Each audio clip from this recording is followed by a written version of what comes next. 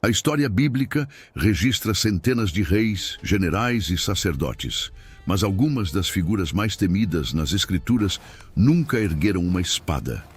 Operavam através de sedução, manipulação e uma paciência calculada que homens poderosos subestimaram até ser tarde demais. Esta é a história das 7 mulheres que provaram que o poder mais perigoso raramente faz barulho. A primeira delas não era israelita. Veio de Sidom, filha de Etbaal, rei dos Sidônios, e sacerdote da deusa Astarte. Seu nome era Jezabel. E quando se casou com Acabe, rei de Israel, por volta de 870 a.C., não veio apenas como esposa. Veio como missionária de uma religião que Israel considerava abominação. O casamento era aliança política. Acabe precisava de Sidom como parceiro comercial e militar. Etbaal precisava de acesso às rotas terrestres de Israel. Jezabel era o selo do acordo, mas ninguém calculou o que ela faria com o acesso ao trono. 1 Reis, capítulo 16. Registra que Acabe fez mais para provocar a ira do Senhor do que todos os reis de Israel antes dele. E o texto deixa claro quem estava por trás. Jezabel não adorava discretamente seus deuses em aposentos privados. Ela importou 450 profetas de Baal e 400 profetas de Azera.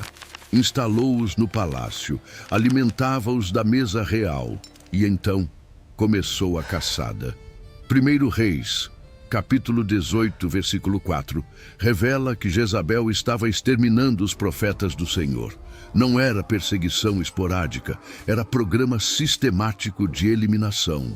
Obadias, um oficial do palácio que ainda temia a Deus, escondeu 100 profetas em 2 cavernas, 50 em cada uma, e os sustentou com pão e água enquanto Jezabel executava os outros. Pensa na logística desse massacre. Identificar cada profeta, localizá-los em cidades espalhadas por todo o território, enviar soldados, executar e manter isso funcionando por tempo suficiente para que um homem precisasse esconder sobreviventes em cavernas, como se fossem fugitivos de guerra. Jezabel transformou Israel em zona de extermínio religioso, e Acabe, o rei com exército e autoridade oficial, assistia ou participava. Os textos sugerem que ele era mais espectador do que protagonista. Jezabel governava. Acabe apenas ocupava o trono. O confronto mais famoso aconteceu no Monte Carmelo. Elias desafiou os 450 profetas de Baal. Fogo desceu do céu. O povo se voltou contra Baal. Os profetas foram executados. Parecia vitória definitiva. A resposta de Jezabel veio em forma de mensageiro. 1 Reis, capítulo 19, registra suas palavras. Que os deuses me façam o pior possível, se amanhã a esta hora eu não fizer com você o que você fez com cada um deles. Uma ameaça tão direta que Elias, o mesmo profeta que acabara de enfrentar 450 homens sozinho, fugiu para o deserto e pediu para morrer. Jezabel conseguiu algo que nenhum exército tinha conseguido. Fez o maior profeta de sua geração fugir aterrorizado. Uma única mensagem, nenhuma espada desembainhada, apenas palavras calculadas no momento certo. Mas o episódio que revela completamente seu método está registrado em 1 Reis, capítulo 21. Acabe queria uma vinha que pertencia a um homem chamado Nabote. Ofereceu dinheiro, ofereceu terras melhores em troca. Nabote recusou porque a vinha era a herança de seus pais e a lei israelita proibia vender permanentemente terra ancestral. Acabe voltou ao palácio e deitou-se em sua cama. Virou o rosto para a parede e recusou comer. Comportamento de criança frustrada, não de rei. Jezabel encontrou-o assim e perguntou qual era o problema. Quando ouviu sobre Nabote, sua resposta foi glacial. Levanta-te, come, e alegra-se o teu coração. Eu te darei a vinha de Nabote. O plano que executou era juridicamente impecável em sua crueldade. Escreveu cartas em nome de Acabe, selou com o selo real e enviou aos anciãos e nobres da cidade de Nabote. As instruções eram precisas. Proclamar um jejum, colocar Nabote em lugar de destaque, posicionar 2 homens vis diante dele, fazer esses homens testemunharem que Nabote blasfemou contra Deus e contra o rei, depois levá-lo para fora e apedrejá-lo até a morte. Tudo foi cumprido. Nabote foi executado por crime que não cometeu, através de processo legal que ele não tinha como se defender. E quando Jezabel soube que estava morto, disse a Acabe simplesmente: levanta-te e toma posse da vinha. O sistema funcionou. Um homem inocente foi assassinado através dos próprios mecanismos de justiça de Israel, manipulados por uma estrangeira que entendia como usar as regras de uma sociedade que não era a dela. O fim de Jezabel veio anos depois, durante o golpe de Jeú. Segundo Reis, capítulo 9, descreve a cena. Quando soube que Jeú se aproximava do palácio, Jezabel pintou os olhos, arrumou o cabelo e se posicionou na janela. Não estava se preparando para seduzir, estava se preparando para morrer como rainha. Suas últimas palavras foram um insulto dirigido a Jeú, comparando-o a Zinri, outro usurpador que havia durado apenas 7 dias no trono. Mesmo encurralada, mesmo sabendo que morreria, Jezabel atacava. Jeú ordenou que a jogassem da janela. Eunucos obedeceram. O corpo caiu. Cavalos o pisotearam. Quando enviaram homens para sepultá-la, porque ainda assim era filha de rei, encontraram apenas o crânio, os pés e as palmas das mãos. Cães haviam devorado o resto, cumprindo exatamente o que Elias havia profetizado anos antes. Jezabel reinou por mais de 2 décadas como a mulher mais poderosa de Israel. Exterminou profetas, manipulou tribunais, introduziu cultos estrangeiros que persistiram por gerações e fez tudo isso oficialmente sem nenhum poder. O poder era de Acabe, ela apenas o exercia. A segunda mulher operava com um método completamente diferente. Não tinha interesse em religião ou política. Seu alvo era um único homem, e ela tinha todo o tempo do mundo para destruí-lo. Dalila vivia no vale de Soreque, território filisteu. O homem que a visitava era Sansão, juiz de Israel, conhecido como o mais forte que já existiu. Juízes, capítulo 14 em diante, narra suas façanhas. Matou um leão com as mãos nuas. Derrotou 1000 filisteus, usando apenas uma queixada de jumento. Arrancou as portas de uma cidade e carregou-as morro acima. Os filisteus tentaram capturá-lo por anos. Emboscadas, exércitos, nada funcionava. Então mudaram de estratégia. Descobriram que ele visitava uma mulher chamada Dalila e foram até ela com uma proposta. Juízes, capítulo 16, registra a oferta. Cada um dos 5 príncipes filisteus pagaria 1.100 ciclos de prata se ela descobrisse o segredo da força de Sansão. 5.500 ciclos no total. Uma fortuna que garantiria independência financeira pelo resto da vida. Dalila aceitou. O que aconteceu depois não foi sedução de uma noite. Foi campanha de extração de informação que durou semanas, talvez meses. Dalila perguntava diretamente: dize-me em que consiste a tua grande força e como poderia ser amarrado para te dominarem. Sansão mentiu 3 vezes. Disse que seria enfraquecido se fosse amarrado com 7 cordas verdes ainda úmidas. Dalila conseguiu as cordas, amarrou-o enquanto dormia, colocou filisteus de emboscada no quarto ao lado e gritou que os filisteus vinham sobre ele. Sansão arrebentou as cordas como linha queimada. Segunda tentativa. Sansão disse que cordas novas nunca usadas funcionariam. Dalila repetiu o procedimento. Mesmo resultado. Sansão arrebentou tudo. Terceira tentativa. Sansão disse que se ela tecesse as 7 tranças de seu cabelo com a teia de um tear, ele ficaria fraco. Dalila fez exatamente isso enquanto ele dormia. Novamente falhou. 3 tentativas, 3 fracassos óbvios e soldados escondidos no quarto ao lado em cada uma delas. Qualquer pessoa racional perceberia que estava sendo manipulada para uma armadilha. Sansão continuou voltando. Juízes capítulo 16, versículo 16, descreve o que veio depois. Ela o importunava todos os dias com suas palavras e o pressionava tanto que ele ficou mortalmente cansado. A expressão em hebraico sugere exaustão de alma, não apenas irritação. Dalila não seduziu Sansão em um momento de fraqueza. Ela o esgotou sistematicamente até que resistir se tornasse mais doloroso do que ceder. E ele cedeu. Contou que era nazireu desde o ventre de sua mãe, que navalha nunca havia tocado sua cabeça, que se fosse raspado, sua força o deixaria. Dalila percebeu imediatamente que desta vez era verdade. O texto diz que ela viu que ele havia aberto todo o seu coração. Mandou chamar os príncipes filisteus. Eles vieram com o dinheiro. Ela fez Sansão dormir em seu colo. Chamou um homem e mandou raspar as 7 tranças. Quando acordou, Sansão tentou se libertar como das outras vezes. Mas o texto registra algo devastador. Ele não sabia que o Senhor já havia se retirado dele. O momento exato em que o homem mais forte do mundo descobriu que estava vazio.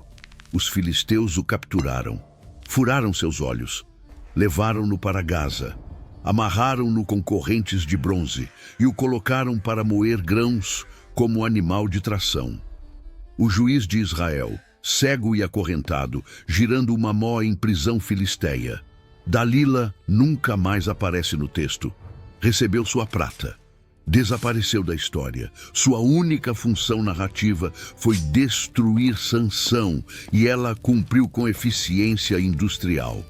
O método dela não exigia violência, autoridade ou sequer inteligência excepcional.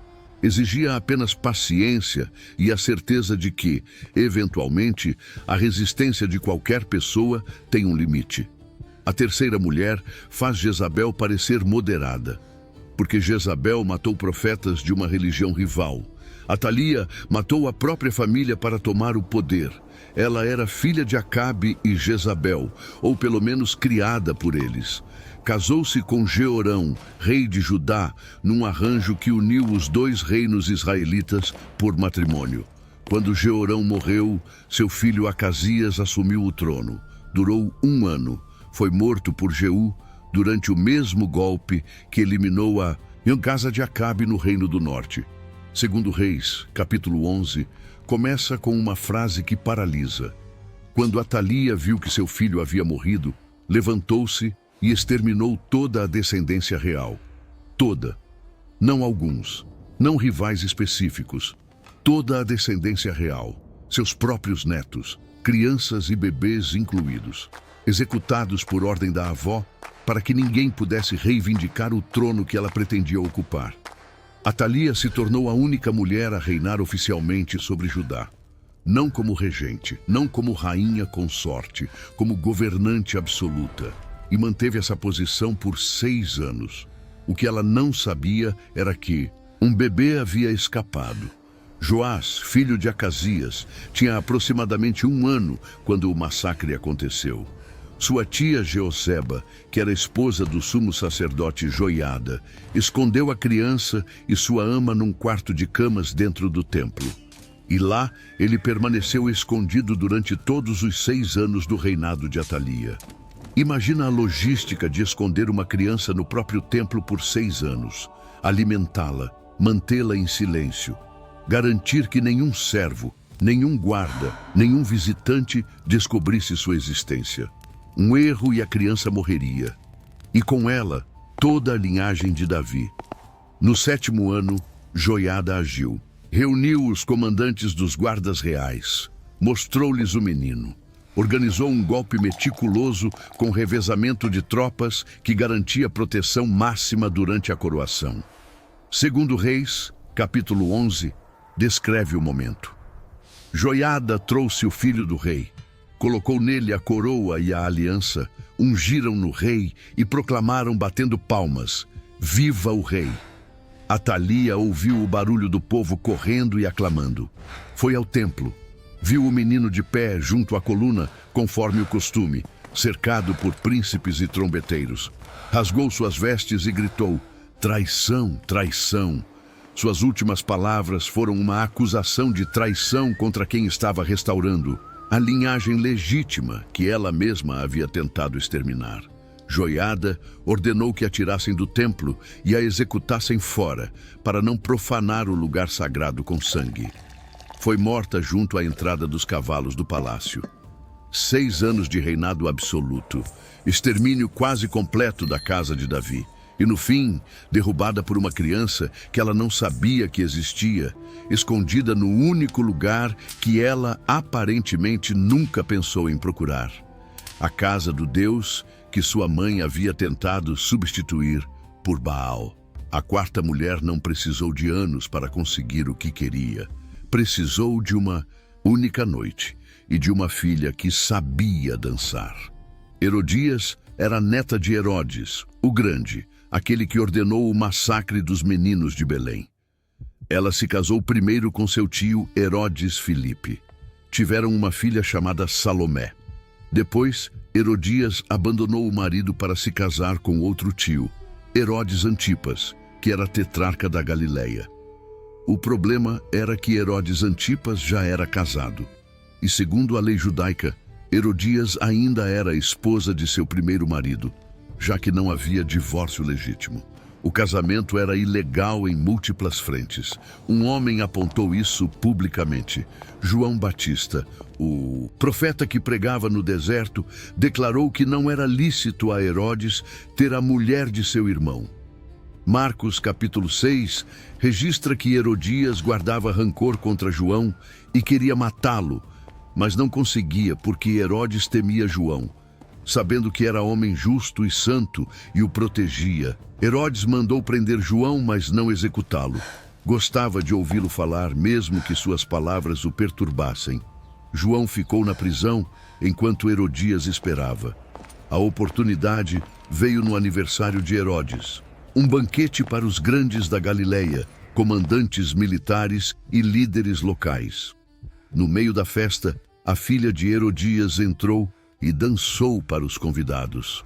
Marcos, capítulo 6, versículo 22, diz que ela agradou a Herodes e aos que estavam com ele à mesa. O tipo de dança que uma jovem faz diante de homens bêbados em banquete não precisa de explicação detalhada. Herodes ficou tão impressionado que fez um juramento público: Pede-me o que quiseres e eu te darei até metade do meu reino. A menina saiu e perguntou à mãe: Que pedirei? A resposta foi imediata: a cabeça de João Batista. Ela voltou apressadamente e fez o pedido com um acréscimo próprio: Quero que me deis, agora mesmo, num prato, a cabeça de João Batista. Herodes ficou consternado. O texto usa a palavra perilipos, profundamente angustiado, mas havia feito juramento diante de convidados importantes. Recusar significaria parecer fraco ou mentiroso. A honra pública pesou mais que a vida de um profeta. Enviou um carrasco à prisão. João foi decapitado. A cabeça foi trazida num prato e entregue à menina, que a entregou à mãe. Herodias conseguiu em uma noite o que não tinha conseguido durante todo o tempo em que João esteve preso. Usou a própria filha como instrumento. Calculou o momento exato em que Herodes estaria vulnerável, cercado de testemunhas de seu juramento, e transformou um impulso de luxúria bêbada em execução irreversível. O corpo de João foi recolhido por seus discípulos e sepultado. Herodias finalmente tinha silenciado a única voz que a chamava publicamente de adúltera. O preço foi a cabeça de um homem que, segundo Jesus, era o maior entre os nascidos de mulher. A 5ª mulher aparece muito antes no livro de Gênesis. Ela nem tem nome registrado. É identificada apenas como a esposa de Potifar. Mas o que fez a um jovem escravo hebreu moldou o destino de uma nação inteira. José havia sido vendido por seus próprios irmãos a mercadores que o levaram para o Egito.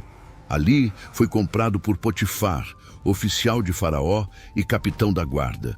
Gênesis capítulo 39 descreve que o Senhor estava com José e ele prosperou.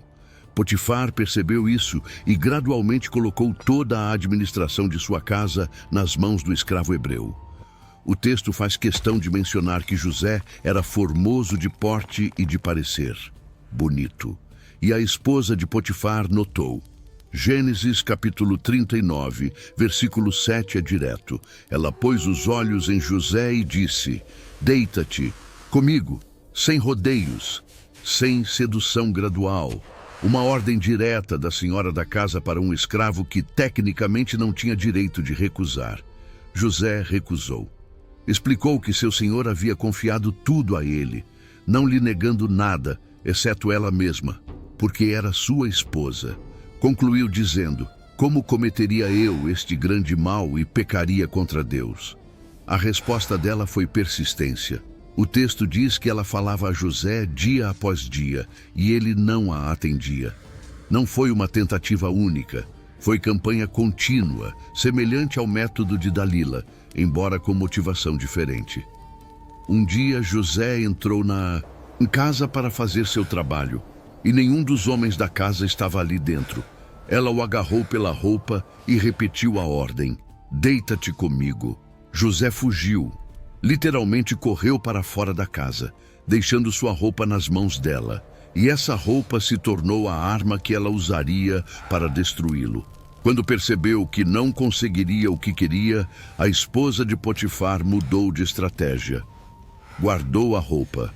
Chamou os homens da casa e disse que o escravo hebreu que Potifar havia trazido tinha entrado para zombar dela, que ela havia gritado e ele tinha fugido deixando a roupa. Repetiu a mesma história quando Potifar chegou, acrescentando: o escravo hebreu que nos trouxeste veio a mim para abusar de mim. A roupa que provava a inocência de José, que ele havia largado ao fugir da tentação, tornou-se a prova fabricada de sua culpa. Potifar se enfureceu. José foi lançado na prisão, onde ficavam os prisioneiros do rei, anos na cadeia, por um crime que não cometeu, porque uma mulher não aceitou rejeição e decidiu que se não podia tê-lo, ninguém o teria livre. A história de José eventualmente se inverteu. Na prisão, ele interpretou sonhos, foi chamado diante de Faraó, tornou-se governador do Egito, salvou sua família da fome. Mas nada disso apaga os anos que passou preso injustamente por causa de uma acusação falsa, feita por uma mulher cujo nome a Bíblia nem sequer registra. A sexta mulher ocupava posição ainda mais influente. Era mãe de rei e avó de rei. Seu nome era Maacá, 1 Reis. Capítulo 15, a apresenta como mãe de Abias e avó de Asa, reis de Judá. O texto menciona que Asa fez o que era reto aos olhos do Senhor, como Davi, seu pai. Removeu do país os prostitutos cultuais, tirou todos os ídolos que seus pais haviam feito. E então vem o versículo 13. Também a Maacá, sua avó, depois da dignidade de rainha-mãe, porque ela havia feito uma imagem abominável a Azerá. Rainha-mãe era a posição oficial. Dava acesso ao rei, influência sobre decisões, presença permanente no palácio. E Maacá usou essa posição para promover culto a Azerá, divindade cananeia, associada a rituais de fertilidade que frequentemente incluíam prostituição ritual. O termo hebraico usado para descrever o que ela fez, Mifletset, aparece apenas aqui em toda a Bíblia. Significa algo horrendo, repugnante, algo que causa tremor de repulsa. Estudiosos debatem exatamente o que era o objeto, mas o consenso é que se tratava de imagem associada a cultos de fertilidade de natureza explicitamente sexual. Maacá não estava praticando religião estrangeira discretamente. Estava manufaturando objetos de culto pagão enquanto ocupava a segunda posição mais influente do reino. E provavelmente fez isso durante anos, dado que seu neto precisou tomar medidas formais para removê-la. Asa não apenas destruiu o ídolo, queimou-o no Vale do Cedron, lugar que se tornaria depósito de objetos impuros eliminados de Jerusalém, e depôs a própria avó de sua posição oficial. A escolha entre lealdade familiar e fidelidade religiosa raramente fica tão clara. Maacá forçou seu neto a fazer essa escolha, e ele escolheu destruir o que ela havia construído, mesmo que isso significasse humilhá-la publicamente. A sétima mulher é diferente de todas as outras. Não era rainha, não tinha acesso a reis, não operava por sedução. Seu poder vinha de uma fonte que Israel considerava proibida: contato com os mortos. 1 Samuel, capítulo 28, a chama de mulher que tinha um espírito familiar, em Endor. Na prática, era médium, alguém que alegava poder consultar espíritos de pessoas mortas. O contexto é crucial. Saul, rei de Israel, estava em desespero. Os filisteus haviam reunido exército massivo. Samuel, o profeta que o havia ungido e aconselhado por décadas, estava morto. Saul consultou ao Senhor, mas o Senhor não lhe respondeu, nem por sonhos, nem por Urim, nem por profetas. Silêncio absoluto. O rei abandonado no momento mais crítico de seu reinado. Então Saul ordenou a seus servos que encontrassem uma mulher que tivesse espírito familiar. É ironia brutal. O próprio Saul havia anteriormente expulsado de Israel os médiuns e adivinhos, cumprindo a lei que proibia essas práticas. Agora procurava exatamente o que havia banido. Encontraram uma em Endor. Saul se disfarçou, vestiu outras roupas e foi até ela à noite com 2 homens. Pediu que ela consultasse um espírito e fizesse subir quem ele indicasse. A mulher hesitou. Disse que Saul havia eliminado os médiuns da terra e perguntou por que ele armava cilada para sua vida. Saul jurou pelo Senhor que nenhum castigo lhe sobreviria por isso. O rei de Israel, jurando pelo nome de Deus para garantir impunidade a uma prática que Deus havia explicitamente proibido. Ela perguntou quem deveria subir. Saul disse: "Faze-me subir, Samuel." O que aconteceu em seguida é objeto de debate teológico há milênios. A mulher viu algo subir da terra e gritou com voz forte. Reconheceu imediatamente que seu cliente era Saul. Seja lá o que ela esperava que acontecesse, claramente não era aquilo. Saul perguntou o que ela via. Uma figura que ela descreveu como um homem idoso, subindo, envolto num manto. Saul entendeu que era Samuel e se prostrou. As palavras que vieram foram devastadoras. "Por que me inquietaste, fazendo-me subir?" A resposta de Saul foi que estava em grande aperto, filisteus pelejando, Deus se desviando dele e não respondendo mais. A resposta de Samuel, ou do que eu quer que estivesse falando através daquela sessão, foi sentença de morte. O Senhor fez como havia dito por meu intermédio, rasgou o reino da tua mão e o deu a Davi. Porque não obedeceste à voz do Senhor. Amanhã, tu e teus filhos estareis comigo, e o exército de Israel será entregue nas mãos dos filisteus. Saul caiu imediatamente por terra, prostrado em todo o seu comprimento. Estava sem forças. Não havia comido nada o dia inteiro. A médium de Endor, aquela que deveria ser executada pela lei que Saul mesmo havia implementado, agora cuidava do rei.